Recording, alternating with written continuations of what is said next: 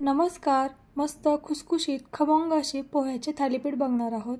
थालीपीठ बऱ्याच प्रकारे करता येतात, पण पोह्याचे सुद्धा थालीपीठ मस्त लागतात. चला तर मग बघूयात. 1 वाटी पोहे घेतलेले आहेत. छान 2-3 वेळेस धुवून घ्यायचे आणि त्यानंतर आपल्याला झाकून ठेवायचे आहेत. पोहे छान भिजेपर्यंत आपण बाकीची तयारी करून घेऊयात. 3 ते 4 हिरव्या मिरच्या घेतलेल्या आहेत. 1 चमचा धने घेतलेले आहेत. लसूण पाकळ्या घेतलेल्या आहेत 10-15. त्यानंतर कढीपत्ता आणि जिरे घेतलेले आहेत. तुम्ही तुमच्या आवडीनुसार याची क्वांटिटी कमी किंवा जास्त केली तरीही चालेल. जाडसर असं आपल्याला मिक्सरमधून वाटून घ्यायचं आहे. त्यानंतर पोहे सुद्धा आपले छान भिजलेत. सुरुवातीला आपल्याला पोहे छान मळून घ्यायचे. छान पोहे भिजले पाहिजे आपले. सुरुवातीला पोहे छान मळून घेतले म्हणजे नंतर आपल्याला जास्त मळायची गरज पडत नाही. अशा प्रकारे छान मळून घेतले. त्यानंतर अर्धा वाटी गव्हाचं पीठ, गव्हाच्या पिठाने छान बाइंडिंग घेते थालीपीठला आणि अर्धा वाटी बेसन पीठ घ्यायचं आहे. त्यानंतर वाटून घेतलेलं वाटण टाकायचं आहे.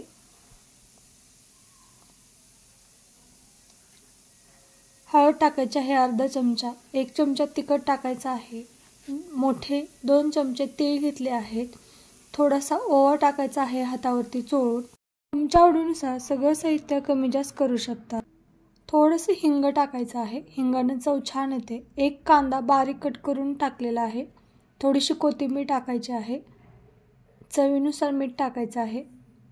त्यानंतर थोडं थोडं पाणी टाकून आपल्याला छान मळून घ्यायचं आहे.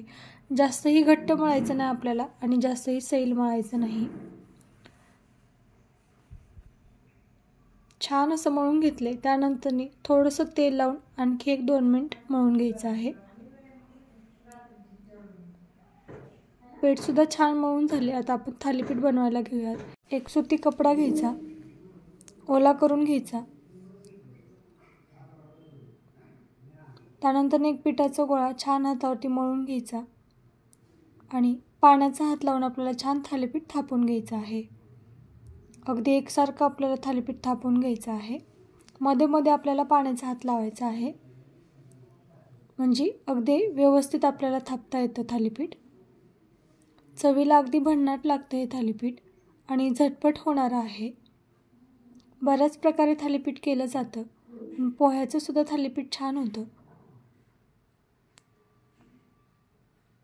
छान असं आपण थापून घेतलेलं आहे. जास्त जाडही थापायचं नाही आणि जास्त पातळही थापायचं नाही. त्यानंतर आपल्याला छिद्र करून घ्यायचे आहेत म्हणजे थालीपीठ आपलं छान खमंग भाजलं जातं. वरतून थोडंसं तेल लावायचं आहे. तवा चांगला गरम झाला की त्यावरती थोडंसं तेल टाकायचं आहे. तवा चांगला गरम असला पाहिजे आणि जर का तुम्हाला मऊ भाजायचे असतील थालीपीठ तर गॅस मोठा ठेवायचा आणि खमंग खुसखुशीत भाजायचे असतील तर मग मीडियम गॅस ठेवायचा आहे. आणि अलगद असं आपल्याला थालीपीठ टाकून घ्यायचं आहे. वरतून थोडंसं पाण्याचा हात लावायचा म्हणजे सहज आपलं थालीपीठ निघतं. वरतून थोडंसं तेल लावायचं आणि छान असं दोन्ही साईडनं आपल्याला खमंग भाजून घ्यायचं आहे. चवीला अगदी भन्नाट लागतं हे. तुम्ही सुद्धा अशा पद्धतीने एकदा नक्की ट्राय करा. अगदी झटपट नाश्त्यासाठी आपण करू शकता. दोन्ही साईडनं छान असं भाजून घ्यायचं आहे. थोडंसं खरपूस जर का भाजलं हे तर चवीला अगदी भन्नाट लागतं. छान असे आपले थालीपीठ तयार झालेले आहेत. तुम्ही सुद्धा अशा पद्धतीने एकदा नक्की ट्राय करा.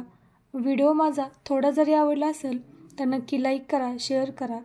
सबस्क्राईब करायला मात्र अजिबात विसरू नका. तुम्ही हे दह्यासोबत किंवा लोणच्यासोबत खाऊ शकता. धन्यवाद.